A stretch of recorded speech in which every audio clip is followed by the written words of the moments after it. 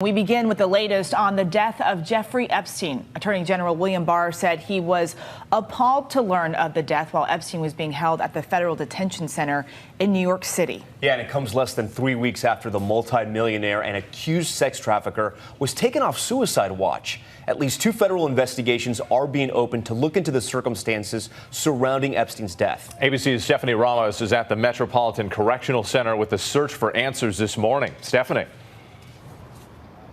Hey, good morning, guys. Well, the Justice Department announced 2 federal investigations into the apparent suicide of Jeffrey Epstein here at this correctional facility. One led by the FBI, one led by the Inspector General. There are also other federal investigations into any possible wrongdoing at this facility.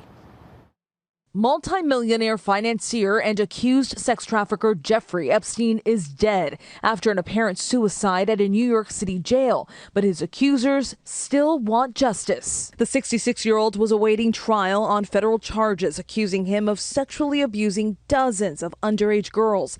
He was likely going to go to jail for the rest of his life had he been convicted. But 3 weeks ago, he was put on suicide watch after being found unresponsive in his cell. ABC News has learned a week later he was taken off. Some of his accusers, like Michelle Licata, are angry at the news of his death. I never wanted anybody to die. I just wanted him to be held accountable for his actions that he did. His death comes less than 24 hours after 2,000 pages of new documents were made public for the first time, with accusations leveled against Epstein and other prominent men. Screaming on the inside, and you don't know how to let it come out. All you do is obey. That's it. The 2015 defamation suit brought by Virginia Roberts Giuffre, now settled, was unsealed.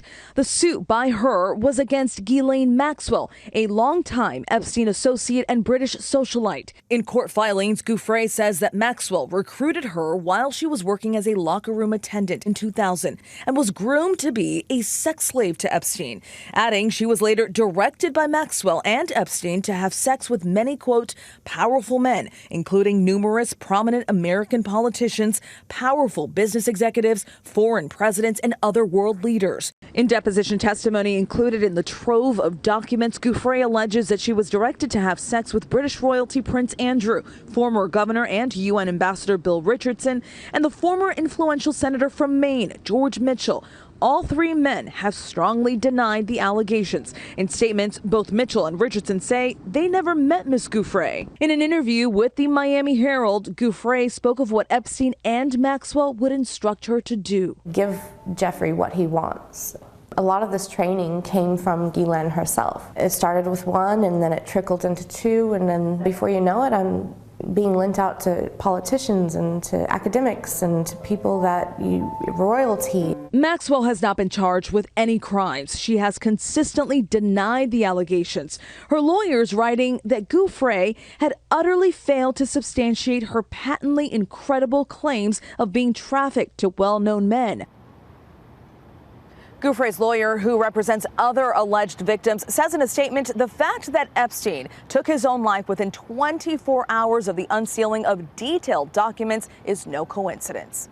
Whit. All right, Stephanie Ramos for us. Thank you. And the Manhattan U.S. attorney is saying the criminal case against Epstein doesn't end with his death, promising the alleged victims that the investigation will continue.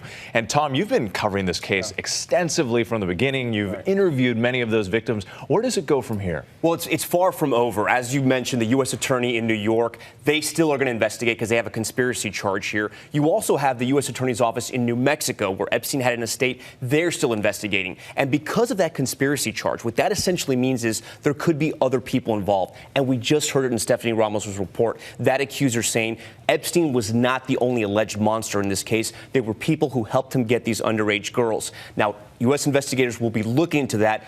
But the really sad part about all of this is that we spoke to some of those victims yesterday. They were tortured, they say, for years by Jeffrey Epstein. And now with his suicide, he sort of tortured them and tormented them one more time because all they wanted was justice. They wanted to see him rot in a jail cell. They went to his bail hearing. They testified to make sure he didn't get bail. They won there. And we have to remember, Jeffrey Epstein beat this case once before, so this was their second shot at it. And now they feel so disappointed and let down that this was able to happen. What could justice look like as the case moves forward is a big question. But no question, this is far from over. over. Right. Yeah. Hi, everyone. George Stephanopoulos here. Thanks for checking out the ABC News YouTube channel. If you'd like to get more videos, show highlights, and watch live event coverage, click on the right over here to subscribe to our channel. And don't forget to download the ABC News app for breaking news alerts. Thanks for watching.